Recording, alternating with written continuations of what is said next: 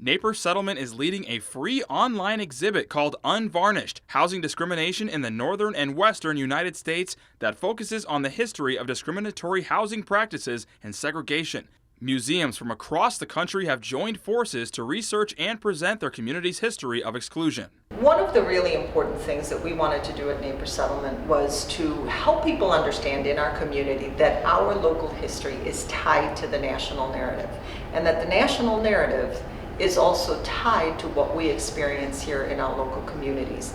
And this was a perfect example of that. In addition to the online exhibit, Naperville Settlement is hosting an on-site exhibit, which began on June 1st and runs through October 28th, allowing visitors to learn more about Naperville's history. Housing discrimination happens all over the country, not just in the South, but in the North as well, and that's one of the general themes of this exhibit. It happens in different ways. For some communities, it's redlining. For some communities, it's zoning policies. For some communities, it's racially or ethnically or religiously restricted covenants that keep certain people out of the communities from owning property. One of the reasons the museum chose to take the exhibit on-site was to help limit offensive language on housing deeds. In January of this year, there was a law passed in Illinois that made it easier to remove racially restrictive covenants off of your deed if they still remain on there.